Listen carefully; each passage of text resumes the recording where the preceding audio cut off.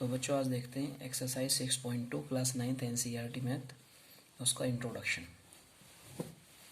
तो 6.2 के इंट्रोडक्शन में बात करने से पहले लाइन पर बात करते हैं। लाइंस हमने इंट्रोडक्शन वीडियो में 6.1 की इंट्रोडक्शन वीडियो थी उसमें भी बात की थी लाइन सेगमेंट वगैरह पर।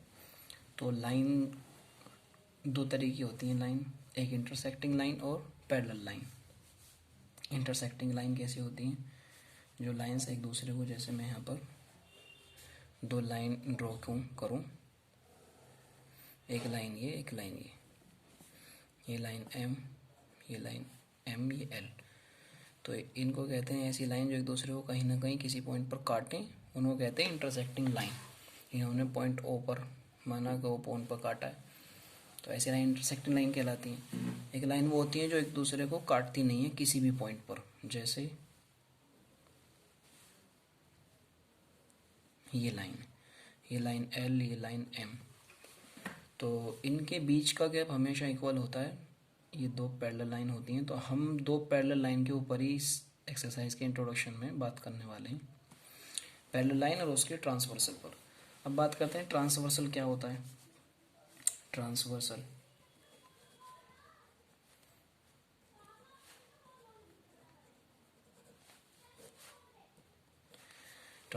बच्चों ऐसी लाइन को कहते हैं जो दो लाइनों को किन्हीं अलग अलग पॉइंटों पर इंटरसेक्ट करे। जैसे मैं दो लाइन खींचूँ, एक लाइन ये, एक लाइन ये, और एक लाइन ऐसी खींचूँ जो इन दोनों को इंटरसेक्ट करे कहीं पॉइंट पर।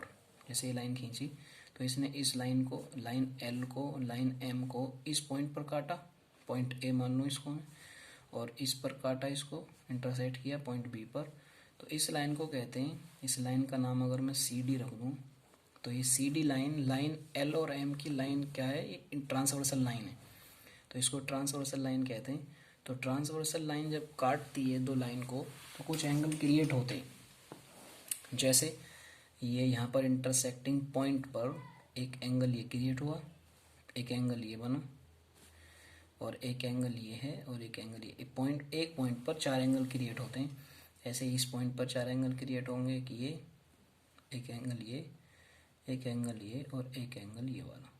ठीक है, तो अब हम देखेंगे इन एंगल्स के नाम वगैरह क्या हैं और क्या चीज़ें। ठीक है, तो मैं यहाँ पर सही तरीके से इनको बना के फिर देखते हैं नाम वगैरह इनके। तो एक लाइन ये, एक लाइन ये इनकी ट्रांसवर्सल, ये लाइन M, ये लाइन L, ये L, ये M, और मैं नाम देता हूँ ये एंगल 1, इसको एंगल 2, इसको एंगल 3, और ये एंगल 4, ये एंगल 5, ये एंगल 6, ये एंगल 7, और ये एंगल 8।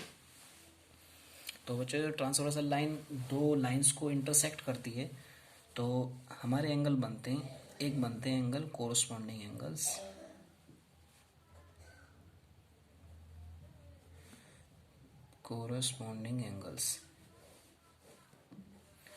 तो कोरस्पॉन्डिंग एंगल्स का पेयर बच्चों कौन सा होता है? तो कोरस्पॉन्डिंग एंगल्स वो एंगल होते हैं जिनकी पोजीशन सेम हमें नज़र आए। जैसे ये एक लाइन है, ये एक लाइन है, ये इनकी ट्रांसवर्सल है, तो कोरस्पॉन्डिंग जो होंगे वो उनकी लोकेशन, उनकी पोजीशन क्या होगी, सेम होगी। जैसे एंगल फर्स्ट का कोरस्पॉन्डिंग एंगल क्या होगा, एंगल 5, एंगल फर्स्ट, एंगल 1 और एंगल 5, एक पेयर ये है कोरस्पॉन्डिंग एंगल्स का। और एक पेयर एंगल 2 और एंगल 6, एंगल 2, एंगल 6, और एक पेयर 4 और 8, एंगल 4 और एंगल 8, और एक पेयर एंगल 3 और एंगल 7, एंगल 3 और एंगल 7। तो बच्चों कैसे पता लगेगी कोरस्पॉन्डिंग एंगल्स कौन से हैं कौन से नहीं? तो देखिए ये जो लाइन है, इस ट्रांसवर्सल लाइन को देखिए, इस ट्रांसवर्सल लाइन के राइट हैंड पर ये एंगल हैं 1, 4, 5 और 8। 1 की भी लोकेशन क्या है, वो लाइन के ऊपर क्रिएट हुआ है, ट्रांसवर्सल के राइट तरफ और लाइन के ऊपर। इसी तरीके से हम ऐसा कोई एंगल देखें जो ट्रांसवर्सल के राइट साइड हो और लाइन के ऊपर बना हुआ हो, तो ऐसा एंगल सिर्फ 5 ही है जो ट्रांसवर्सल के राइट हैंड पर है और एंगल लाइन के ऊपर बना हुआ है। ठीक है, तो राइट हैंड वाले राइट हैंड के ट्रांसवर्सल कोरस्पॉन्डिंग एंगल्स होंगे। तो कैसे होंगे, लाइन के ऊपर, ये भी लाइन के ऊपर है और वो भी ट्रांसवर्सल के राइट हैंड पे है, और 5 भी ट्रांसवर्सल के राइट हैंड पर बना हुआ है। इसी तरीके से कोई भी पेयर देखेंगे, 3 और 7 देखूँ, 3 कहाँ पर है, ट्रांसवर्सल के लेफ्ट हैंड पर और लाइन के नीचे बना हुआ है, ये जो लाइन है ये वाली। ऐसे ही 7 एंगल क्या है, वो भी लाइन के नीचे और ट्रांसवर्सल के लेफ्ट साइड है। तो जो कोरस्पॉन्डिंग एंगल होते हैं वो ट्रांसवर्सल के सेम साइड वाले होते हैं, यानी उनकी लोकेशन क्या होती है, बिल्कुल सेम। ट्रांसवर्सल की राइट है तो राइट वाला ही पेयर होगा, इसके राइट साइड, ये इधर के, इस तरीके से। दूसरे टाइप्स ऑफ एंगल होते हैं ऑल्टरनेट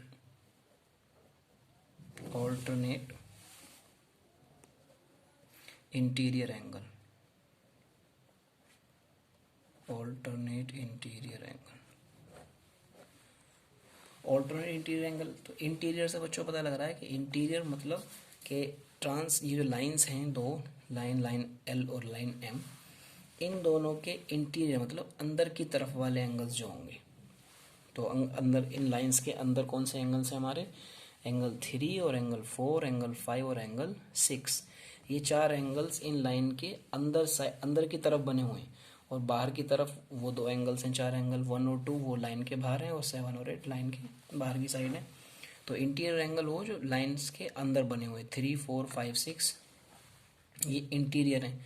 और फिर ऑल्टरनेट्स कौन से होंगे कि ये एंगल 4 का ऑल्टरनेट ये वाला होगा एंगल 6, और एंगल 3 का ऑल्टरनेट एंगल 5 होगा। तो ऑल्टरनेट इंटीरियर एंगल बनते हैं। और तीसरे टाइप के एंगल है alternate exterior angle, alternate exterior angle. ये कौन से बच्चों, वैसे ही जिस तरीके से भी हमने देखा, एक्सटीरियर मतलब बाहर वाले एंगल्स कौन से हैं, 1 और 2, 7 और 8, ये लाइंस के क्या हैं, बाहर की साइड है। ये जो लाइन बनी हुई थी इनके अंदर ये एंगल थे, बाहर वाले 1 और 2 और 7 और 8 हैं। तो एंगल 1 का ऑल्टरनेट एक्सटीरियर एंगल क्या होगा, 1 का होगा 7, जैसे 4 का 6 था, एंगल 4 और एंगल 6 ये पेयर था, और एंगल 3 और एंगल 5 ये पेयर था, एंगल 3 और एंगल 5 ये पेयर था ऑल्टरनेट इंटीरियर एंगल का। इसी तरीके से ऑल्टरनेट एक्सटीरियर एंगल का पेयर क्या होगा, एंगल 1 और एंगल 7, एंगल 1 और एंगल 7, और एंगल 2 और एंगल 8, एंगल 2 और एंगल 8। एक टाइप के और एंगल होते हैं बच्चों, 4 टाइप के एंगल्स क्रिएट होते हैं जब दो लाइन को कोई ट्रांसवर्सल लाइन इंटरसेक्ट करती है। और वो 4 टाइप का एंगल क्या है, को इंटीरियर एंगल, को इंटीरियर एंगल्स, इनका एक नाम और है कॉन्जिक्यूटिव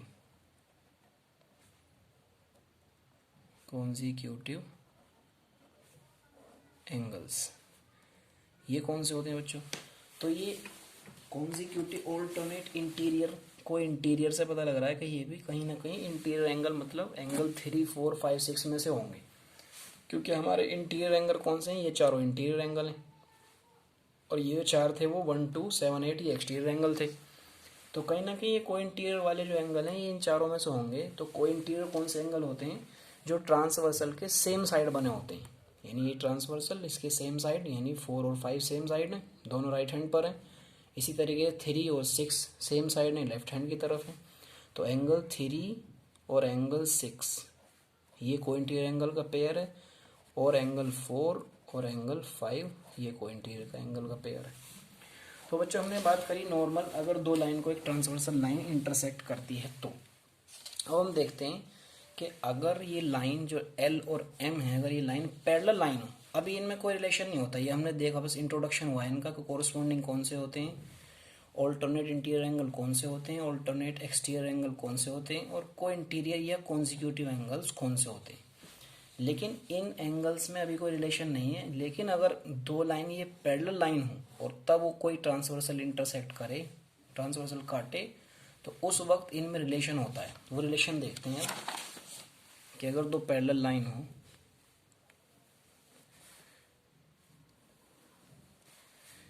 ये एल और ये एम दो लाइन पैरेलल हैं और ये इनको एक ट्रांसवर्सल काटती है, तो angle 1, angle 2, angle 3, angle 4, angle 5, 6, angle 7, angle 8। तो बच्चों अब इनमें रिलेशन बनता है कि जो कोरोस्पॉन्डिंग एंगल्स होते हैं, नंबर 1 हमने क्या पढ़ा था, कोरोस्पॉन्डिंग एंगल्स।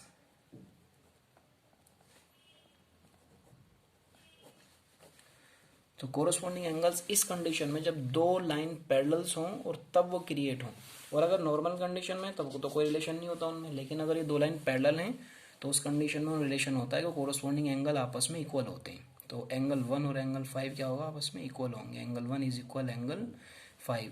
इसी तरीके से angle 4 is equal angle 8, angle 4 equal होगा एंगल 8 के, और एंगल 2 इक्वल होगा एंगल 6 के, एंगल 2 इक्वल होगा एंगल 6 के, और एंगल 3 इक्वल होगा एंगल 7 के। ये रिलेशन होता है कि आपस में क्या होते हैं, इक्वल होते हैं। इसी तरीके से दूसरे alternate interior angle, alternate interior angles, उनमें क्या रिलेशन होता है कि वो भी आपस में इक्वल होते हैं, कि एंगल 4 इक्वल होगा एंगल 6 के, एंगल 4 इज इक्वल एंगल 6, ये वाला एंगल इस वाले एंगल के, और ये angle 3 is equal angle 5, angle 3 is equal angle 5 के। और तीसरे टाइप के जो एंगल्स थे alternate exterior angle, alternate exterior angle, वो भी आपस में क्या होते हैं, इक्वल होते हैं। एंगल 1 इज इक्वल होगा एंगल 7 के, एंगल 1 इज इक्वल 7, और angle 2 is equal angle 8, angle 2 is equal angle 8। और फोर्थ टाइप के एंगल थे बच्चों को इंटीरियर या कॉन्जिक्यूटिव, को इंटीरियर या कॉन्जिक्यूटिव एंगल्स।